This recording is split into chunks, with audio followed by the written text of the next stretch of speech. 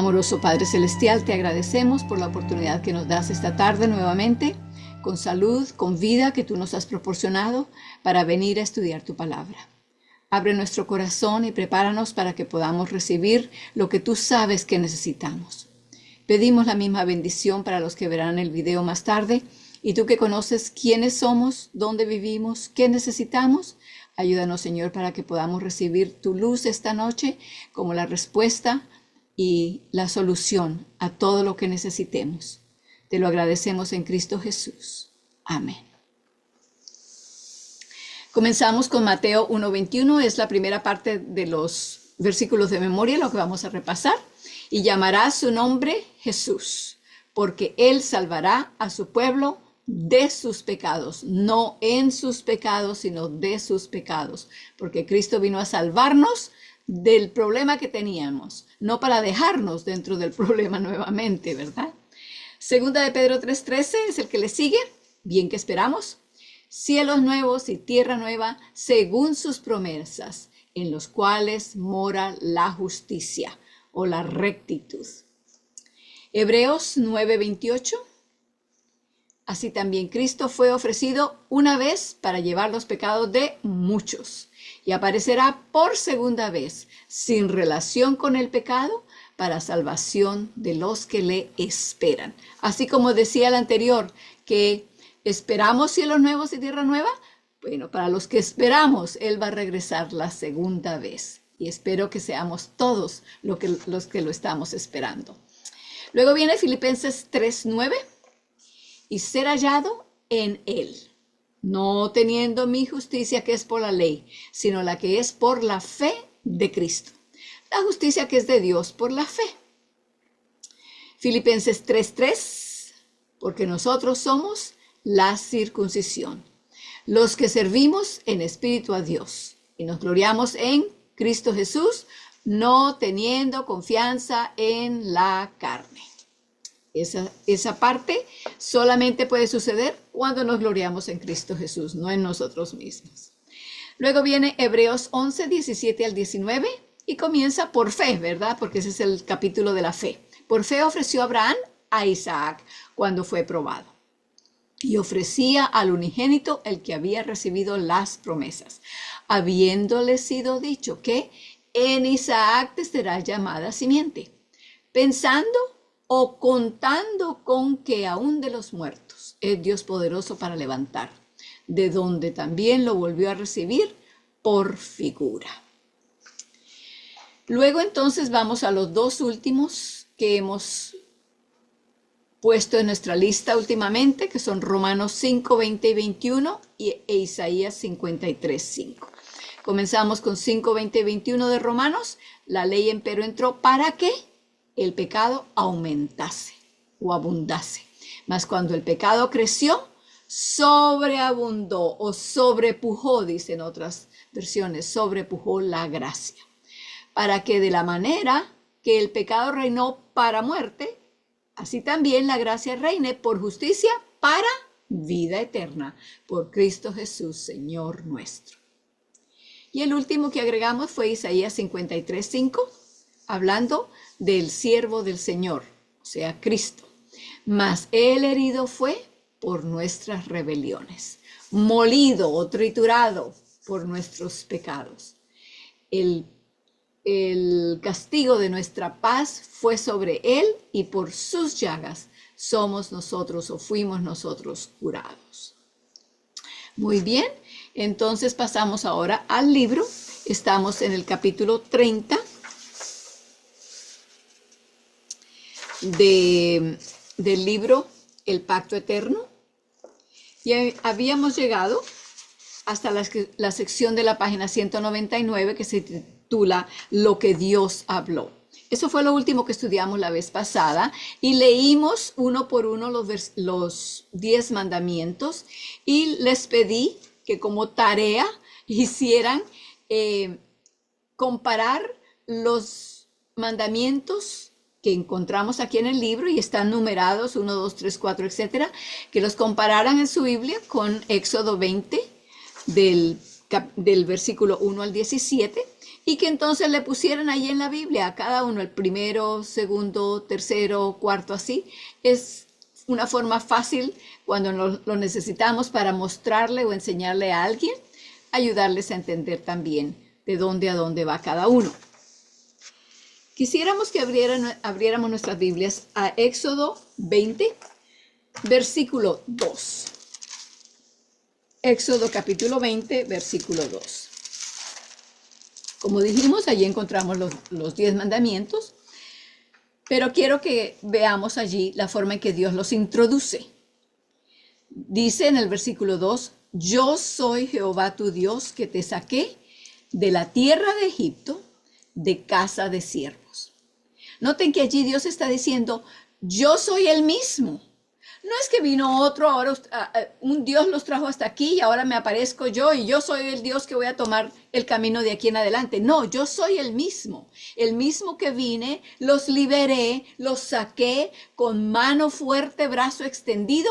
Soy el mismo que los saqué de la tierra de Egipto donde estaban esclavos.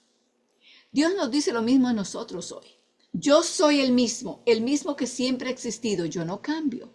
El mismo que te he ayudado, el mismo que he estado en tus dolores, en tus gozos, en tus penas, ese mismo soy yo, el que te voy a hablar y te voy a decir las siguientes cosas. Esto es basado en las palabras que él dice en el versículo 2. Yo soy el que te saqué de Egipto, de la tierra de servidumbre.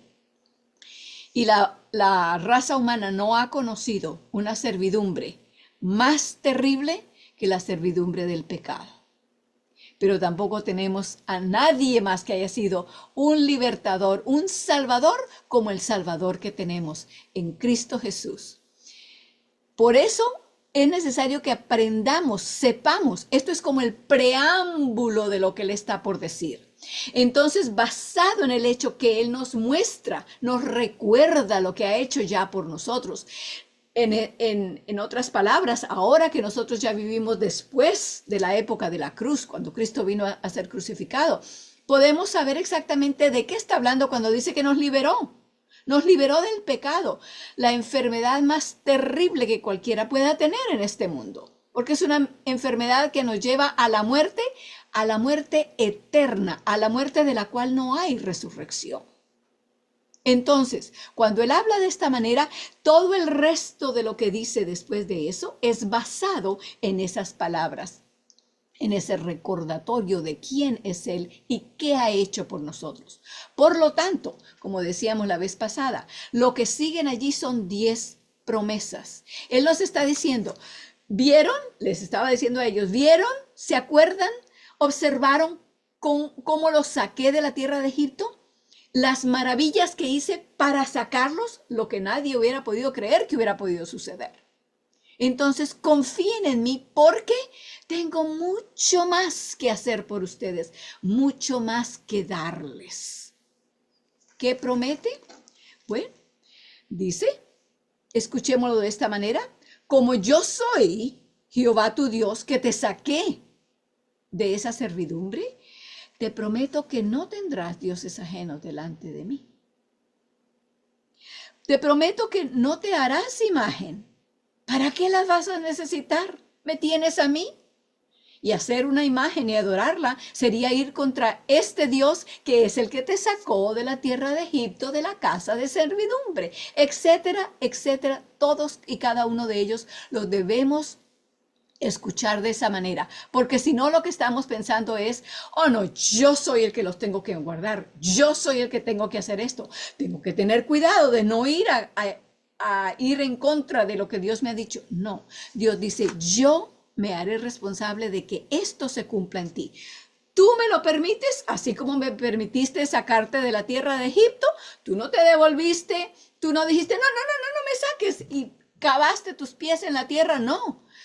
Con gozo y alegría saliste de allí y viste la forma. Entonces con el mismo gozo puedes seguir creyendo en que yo tengo el poder de hacer que todas estas cosas se cumplan en ti, si tú me lo permites. ¿Se lo vamos a permitir? Yo espero con todo el gozo de mi alma que así sea. Quería también mostrarles una cosa más. Es en el segundo mandamiento. ¿Dónde está el segundo mandamiento? Ustedes hicieron todos la tarea, ¿verdad? Así que saben que comienza en el versículo 4. No te harás ninguna imagen ni ninguna semejanza de cosa que esté arriba en el cielo, ni abajo en la tierra, ni en las aguas debajo de la tierra. No te inclinarás a ellas ni las honrarás. No, al único que te vas a inclinar y honrar es al Dios creador, ¿verdad? Luego dice, después de eso, porque yo soy Jehová tu Dios fuerte y celoso, que visito la maldad de los padres sobre los hijos, sobre los terceros y sobre los cuartos, a los que me aborrecen. Y luego en el 6 dice, y que hago misericordia en millares a los que me aman y guardan mis mandamientos. Esa parte ha sido muy mal entendida por muchas personas. Y quisiera por eso hacernos pensar y pasar nuestros pensamientos sobre esas palabras. Porque hay personas que dicen, fíjese usted, le está cobrando a los hijos y a los nietos y a los bisnietos lo que hicieron los padres, los abuelos y los tatarabuelos y los bisabuelos. ¿Cómo es posible? ¿Qué clase de Dios es ese? No es eso lo que está diciendo. Lo que está diciendo, en efecto, es, fíjense ustedes, no hay tantas personas en 3 y 4 generaciones. Dice que castiga esas cosas hasta la 3ª y la 4ª generación. Pero dice que bendice a aquellos y tiene misericordia en millares, sobre millares. El castigo del cual se habla allí, o que dice que, como lo dice fuerte y celoso, que visito la maldad. Así son las palabras que dicen en español. Que visito la maldad. No es que él está cobrándole a otra persona el pecado que sus antepasados hicieron. La verdad es, y la conocemos muy bien, que el pecado tiene secuelas y consecuencias, y muchas de ellas se pasan de generación en generación. Se ve muy claramente en el caso de la adicción a las drogas o al alcohol, al tabaco, y en muchas otras formas. Pasamos a nuestros hijos por genes que se van degenerando y que van pasando, y también por enseñanza, por el ejemplo que damos, por los hábitos que formamos en ellos.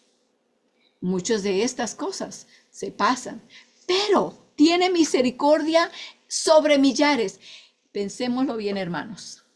¿Dónde estaríamos tú y yo si no fuera por la misericordia de Dios, que ha traído nos ha hecho sobrevivir a las maldades que han cometido las generaciones anteriores, que han podido pasar a nosotros? Pero Dios es un Dios que salva, que redime, que vivifica, y por eso nos ha restaurado a pesar de las generaciones y millares de generaciones.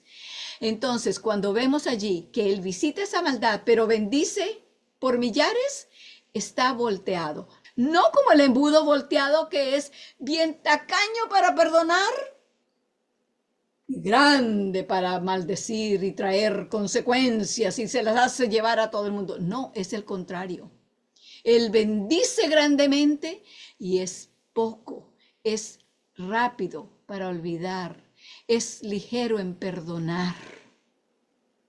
Entonces no mantiene aquella maldición del pecado, que son las consecuencias de las decisiones que hacemos, no las mantiene sobre nosotros, sino ya no existiría la raza humana.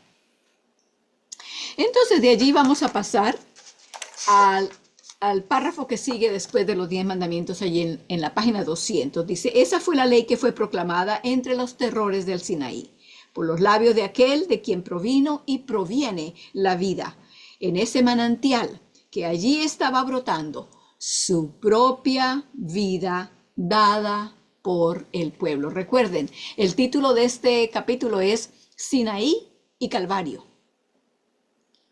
Recuerden que en el Sinaí vemos el Calvario. En el Sinaí también vimos el monte Horeb, de donde salió agua. Entonces estas cosas todas son representaciones y símbolos de lo que Dios ha hecho por nosotros, por medio de su Hijo Jesucristo y la salvación que nos trajo. Seguimos leyendo en la página 200. La cruz, por favor subrayen esas dos primeras líneas. La cruz, con su manantial sanador que trae vida, estaba en el Sinaí. Por consiguiente, la cruz no puede afectar cambio alguno en la ley. La vida procedente de Cristo, tanto en el Sinaí como en el Calvario, ahí están los dos montes, muestra que la justicia revelada en el Evangelio no es otra que la de los 10 mandamientos. Ni una jota ni una tilde de ellos puede pasar. ¿Qué es una jota y qué es una tilde? La jota es el punto que se le pone a la jota y a la i. Hablamos de eso hace poco. Y la tilde es el acento, o también, ¿sabe cómo le ponemos a la ñ en el español para que no sea n sino ñ? Eso también entra entre la tilde. Y dice que ni uno de esos pedacitos de marcas que hacemos van a cambiar hasta que, bueno, abramos nuestra Biblia. A Mateo, capítulo 5, en el sermón del monte, Jesús habló de esto. Mateo, capítulo 5. Vamos a ver los versículos 17 y 18. Mateo 5, 17 y 18. Jesús, que ya sabía lo que iba a venir y que sabía el esfuerzo que el enemigo quiere y ha estado haciendo por todo este tiempo desde la creación, que es el de quitar completamente la presencia de Dios, el carácter de Dios, el conocimiento de Dios, su palabra, su ley, deshacerse de todo lo que tiene que ver con Dios. Por lo tanto, Jesús dijo estas palabras: no penséis, ni siquiera lo penséis, no penséis que he venido para abrogar o para caducar, expirar, terminar con la ley y los profetas. No he venido para abrogar ni cancelar, sino a cumplir. Y la palabra que se usa en el inglés para ese versículo allí donde dice sino a cumplir es fulfill, que quiere decir cumplir, guardar, pero también quiere decir llenar al máximo o cumplir completamente, no solamente las palabras, sino el espíritu también, lo que representa también. Versículo 18, porque de cierto os digo que hasta que perezca el cielo y la tierra, ni una jota ni una tilde perecerá de la ley, hasta que todas las cosas sean hechas, hasta que el carácter de Dios, el carácter de Cristo, que nunca pecó, que nunca quebrantó ningún mandamiento, sea reproducido en nosotros. ¿Cómo se reproduce? Estudiando su palabra, leyéndola, permitiendo que esa palabra nos haga ver las cosas como las de Dios y nos haga entregarnos a Él, decirle que sí a todo lo que Él se propone hacer en nosotros, para prepararnos para que vivamos con Él para siempre. Ese es su objetivo. Seguimos leyendo entonces en la página 200. Dice otra vez, ni una jota ni un tilde de ellos puede pasar. Los terrores del Sinaí estuvieron también en el Calvario, en la densa oscuridad, en el terremoto y el clamor del Hijo de Dios. La roca herida, cuando Moisés la hirió para que saliera agua, la roca herida y el manantial abierto en el Sinaí representaban al Calvario. El Calvario estuvo allí. Es un hecho cierto que desde el Calvario fueron proclamados los 10 mandamientos, idénticamente a cómo sucedió en el Sinaí. El siguiente párrafo, por favor, subrayen las primeras 3 líneas y verán por qué. Leámoslos juntos, por favor, esas 3 líneas. El Calvario, no menos que el Sinaí, revela la terrible e invariable santidad de la ley de Dios, tan terrible y tan invariable que no perdonó siquiera al mismo Hijo de Dios cuando fue contado con los pecadores. Pero por grande que pudiera ser el terror inspirado por la ley, la esperanza de la gracia es todavía mayor. Acabamos de repasar, ¿verdad? Que donde abundó el pecado, sobreabundó la gracia. Asimismo es, ya que cuando el pecado abundó, sobreabundó la gracia. Romanos 5:20. Detrás de todo permanece el juramento del pacto de la gracia de Dios, que asegura la perfecta justicia y vida de la ley. ¿Dónde? En Cristo. Y si Cristo está en nosotros, entonces esa perfecta ley está en nosotros también y no tendremos problema en guardarla. De forma que aunque la ley decretaba muerte, estaba en realidad mostrando las grandes cosas que Dios había prometido. Que les había prometido dárselas, dejar que ellos la hicieran. No, prometido hacer por aquellos que creen. Nos enseña a no poner nuestra confianza en la carne. También repasamos esta noche, ¿verdad? En Filipenses 3:3, sino a adorar a Dios en espíritu y a gozarnos en Cristo Jesús. Y nos enseña a no tener o poner nuestra confianza en la carne, sino a adorar a Dios en espíritu y a gozarnos en Cristo Jesús. Así Dios está probando a su pueblo a fin de que pudiera saber que no solo de pan vivirá el hombre, sino de todo lo que sale de la boca de Jehová vivirá el hombre. ¿Salió la ley de la boca de Jehová? Sí, Él la habló desde allá del monte, así que por ella tenemos que vivir. La vida de Dios, la vida que Cristo vino a darnos está significada y obtenida en la ley, no por nuestra fuerza, sino por la vida de Cristo en nosotros. Seguimos leyendo. Por lo tanto, aunque la ley sea incapaz de dar vida, y es incapaz, no va contra las promesas de Dios. Al contrario, las confirma con voz atronadora, ya que según el invariable juramento de Dios, el mayor requerimiento de la ley no es para el oído de la fe más que una promesa de su cumplimiento. Y de ese modo, enseñados por el Señor Jesús, podemos saber que su mandamiento es vida eterna. ¿Obtuvieron los moradores de la tierra de Israel o de cualquier otro lugar la salvación por medio de la ley? No. Si no, no hubiera tenido que venir Cristo, ¿verdad? Entonces, ¿la obtenemos nosotros por medio de la ley? Tampoco. Si ellos hubieran podido obtener la salvación por medio de la ley, Cristo no hubiera venido. Pero Cristo tuvo que venir, ¿por qué? Porque nosotros habíamos transgredido la ley de Dios, la habíamos quebrantado y Él tenía que venir a ayudarnos, a mostrarnos que solamente con su ayuda, que solamente con su poder podemos vivir de acuerdo con la ley de Dios, con el carácter de Dios. No teníamos que vivir sin esperanza. No, Él vino a darnos la promesa de que así como nos sacó del pecado, así como sacó al pueblo de Israel de Egipto y de la servidumbre, así también Él tiene el poder y tiene el deseo de poder hacer que nosotros vivamos como Cristo sin quebrantar la ley de Dios. Pasamos ahora a Sinaí y Sión, capítulo 31. Grande es Jehová y digno de ser en gran manera alabado en la ciudad de nuestro Dios. Esto viene de Salmo 48, 1 al 3.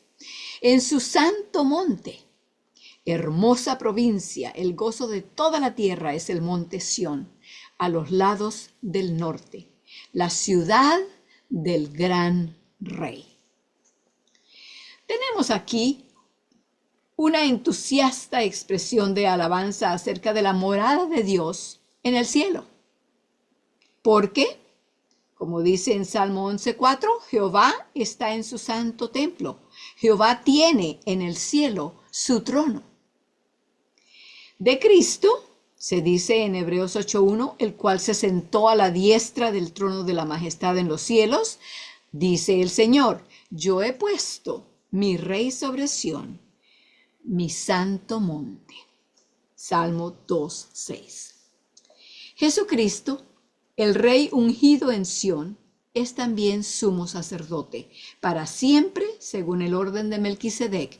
Esto lo estudiamos ya en este mismo curso. Antes en los primeros capítulos, a ver si ahora, no lo voy a encontrar ahora mismo, pero yo sé que ya lo hemos estudiado y les recordé una vez de dónde estaba también. Pero lo pueden buscar en los primeros 10 capítulos, algo así. El Señor ha dicho del varón llamado Retoño, que edificará el templo del Eterno. Será revestido de majestad real y se sentará en su trono a gobernar. Será un sacerdote en su consejo de paz entre los dos. Esto viene de Zacarías 6, 12 y 13.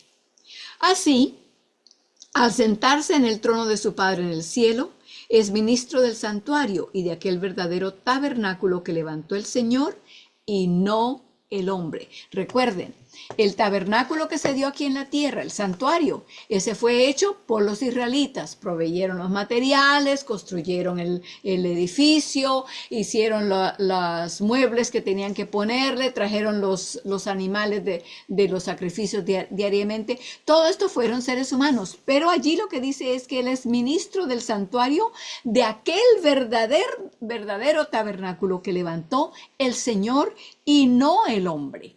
Eso es lo que vamos a desarrollar aquí en adelante en las próximas 2 páginas. Esto viene de Hebreos 8:2. Fue a ese lugar, al monte de Sión, al monte santo del Señor, a su santuario, al sitio de su morada, a donde Dios estaba dirigiendo a su pueblo Israel cuando lo libró de Egipto. Cuando estuvieron a salvo, tras haber pasado el Mar Rojo, Moisés cantó el inspirado himno. Tú los introducirás y los plantarás en el monte de tu heredad, en el lugar donde has preparado, oh Jehová, tu morada, en el santuario que tus manos, oh Dios, han afirmado. Éxodo 15:17. Pero, y estas palabras son tristes, no lo alcanzaron, porque no retuvieron firme hasta el fin la confianza y el gloriarnos en la esperanza. Hebreos 3:6.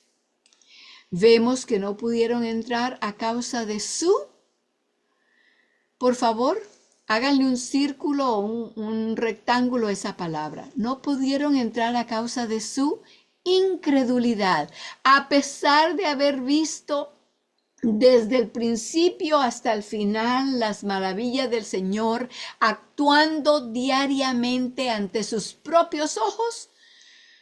Fueron incrédulos, rehusaron creer que Dios tenía el poder que les estaba mostrando día tras día, tras día, tras día. No lo señalemos de mucho, porque no vemos también hacia nosotros lo que Dios quiere hacer y está haciendo y las maravillas que hace a favor nuestro. ¿Y le creemos? ¿Le creemos lo suficiente como para permitir que lo haga en nosotros? ¿O estamos de incrédulos diciendo, bueno, si eso fue, bueno, porque fulano me ayudó, eso fue porque esto y por lo otro, y siempre estamos consiguiendo otra razón en vez de darle la razón a Dios y creer que Él tiene el poder para hacerlo por nosotros también? Eso es lo mismo. Eso es lo que queremos aprender de estas historias. Seguimos adelante. Sin embargo, Dios no los abandonó, puesto que si somos infieles, Él, Dios, permanece fiel porque no puede negarse a sí mismo. Segunda de Timoteo 2:13. Así pues, instruyó a Moisés a que solicitara del pueblo ofrendas ardientes de oro y plata y piedras preciosas, junto a otros materiales, y dijo, me harán un santuario y habitaré entre ellos, conforme a todo lo que yo te muestre, el diseño de la morada y de sus utensilios, así lo haréis. Éxodo 25, 8 y 9. No se trataba de aquel santuario que el Señor levantó, del cual estábamos hablando ahorita en Hebreos 8:2, sino de un santuario hecho por el hombre, dictado y mostrado por Dios, pero lo hicieron los hombres, ¿verdad? Ese santuario era copia o figura de las cosas celestiales. No, de las cosas celestiales mismas. Hebreos 9:23. No era más que una sombra de la realidad. No podía ser lo fulgurante y lo bello y precioso y maravilloso de lo que es el cielo. Claro que no. Más adelante consideraremos el porqué de su sombra. Los fieles en aquellos tiempos antiguos sabían también, como Esteban en años posteriores, que el Altísimo no habitaba en templos hechos de manos, como dice el profeta. El cielo es mi trono y la tierra el estrado de mis pies. ¿Qué casa me edificaréis? Dice el Señor. ¿O cuál es el lugar de mi reposo? Hechos 7, 48 y 49. Salomón, en la dedicación de su gran templo, dijo: ¿es verdad que Dios habitará con el hombre en la tierra? Si los cielos y los cielos de los cielos no te pueden contener, ¿cuánto menos esta casa que te he edificado? Por muy grandioso y muy lujoso y con tantos metales y piedras preciosas que tenía, con todo y eso, no podía ni aproximarse a la belleza y a la finura de lo que es el trono de Dios, el cielo, su morada. Algo de esto encontramos también, por ejemplo, en Segunda de Crónicas 30, 27. Abran sus Biblias, vamos a leer ese allá. Los otros se los dejo para que ustedes lo lean, ustedes mismos. Pero en Segunda de Crónicas, capítulo 30, versículo 27, dice: levantándose después los sacerdotes y levitas, después de que hicieron la dedicación del templo y todo, bendijeron al pueblo. Y la voz de ellos fue oída y su oración llegó a la habitación de su santuario, al cielo. Es cierto que su presencia se demostraba en el santuario terrenal que hicieron los israelitas, pero la morada de Dios es en el cielo. Ese es su santuario. ¿Okay? Su santuario celestial. Ok, seguimos entonces en el próximo párrafo. Todos los fieles hijos de Dios comprendían que el tabernáculo, templo o santuario terrenal no era el auténtico lugar de la morada de Dios. Por favor, subrayen eso. Es necesario que entendamos eso. ¿Okay? Y recordemos a medida que estudiamos más. Este era solo una figura o un tipo o un símbolo del verdadero. Vuelvo a repetir, todos los fieles hijos de Dios comprendían que el tabernáculo, el templo de Jerusalén, etc., o el santuario terrenal no era el auténtico lugar de la morada de Dios, sino solo una figura o tipo o símbolo del mismo. Lo mismo se puede decir de los utensilios contenidos en el santuario terrenal. Eran también, ¿qué cosa? Una figura, un tipo, un símbolo de lo que está en el cielo. De igual forma en que el trono de Dios está en su santo templo, en el cielo, así también en la representación de ese templo en la tierra había una representación de su trono. Una débil sombra o aproximación inferior, yo le añado allí la palabra inferior, una aproximación inferior, desde luego, tan alejada de la realidad como lo están las obras del hombre, de las cosas o de las obras de Dios. Pero en todo caso, una figura o tipo de ese trono. Estaba en el arca que contenía las tablas de la ley. Unos pocos textos de la escritura bastarán para mostrarlo. Si ustedes me permiten, yo pasaré a un PowerPoint que quiero compartir para ayudarnos un poco mejor. El santuario y el trono de Dios. Allí tenemos a Éxodo 25:8. Y hacerme han un santuario y yo habitaré entre ellos. Estas son las palabras de Dios a Moisés. Quiero darles aquí una vista rápida de lo que ese santuario que construyeron, de acuerdo al patrón que Dios le mostró a Moisés, qué tenía, qué se veía allí, qué representaciones había. Aquí tenemos el santuario, aunque se ve allí un edificio, sin embargo también la parte de afuera, todo lo que está dentro de esa cerca de cortinas que tenía, todo eso era parte del santuario. Allí pueden ver también una representación artística de lo que era la presencia de Dios, que se veía allí y la veían en todo el pueblo. De día era una nube, la cual los cubría del sol, y de noche era una columna de fuego que les servía de protección. Otra vista de esto más durante el día, para que también veamos cómo era la entrada. La entrada no había sino una sola entrada, que es allí donde estoy señalando. Esta parte de afuera, aunque estaba fuera del santuario, del edificio del santuario, como dije, es parte también del santuario, y allí estaba el altar del sacrificio y la fuente de agua o lavabo que había. Tenía 3 secciones definidas: el atrio, con los 2 muebles de los cuales ya les dije, y luego había una cortina para entrar a la primera sección del santuario, del edificio del santuario. Esa primera sección se llamaba el lugar santo.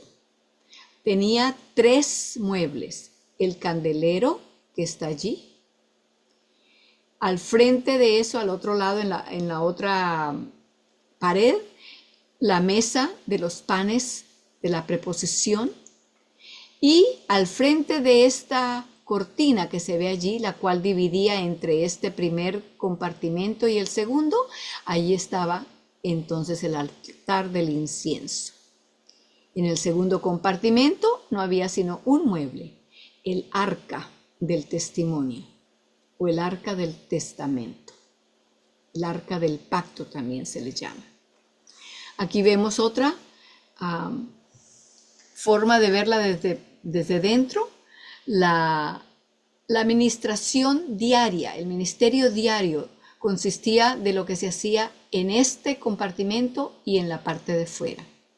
Los sacerdotes entraban con la sangre que traían de los sacrificios que se habían hecho en el atrio, traían la sangre y la salpicaban al frente de la cortina, pero de allí daban la vuelta y salían otra vez.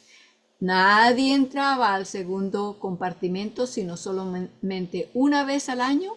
El sumo sacerdote, en el día de la expiación, entraba hasta el segundo compartimento. Aquí está una figura de lo que era el arca. Era una caja, era hecha de madera. La madera estaba tapizada con oro por dentro y por fuera. La tapa, sin embargo, la cubierta, era de oro sólido, puro, y tenía 2 ángeles cuyas alas tocaban, así como se ven allí en esta figura. Y esto aquí representa el trono de Dios. Por eso quería que ustedes tuvieran una imagen más o menos. No sabemos que era exactamente así, pero es lo que un artista se ha imaginado con la descripción que tenemos en la Biblia. Dentro de esa caja o esa arca que se llamaba arca del testimonio, habían 3 objetos. Aquí se ve el arca del testimonio con la cubierta, pero la cubierta se ha retirado. Dentro de esa arca estaba una taza con maná del que Dios había provisto para ellos diariamente. Allí se guardaba una taza con ese maná. También estaba la vara de Aarón que reverdeció y las tablas de piedra con los mandamientos escritos por el dedo de Dios. Las dos tablas de piedra contenían en una de ellas los primeros 4 mandamientos, que son los que tienen que ver con nuestra relación con Dios.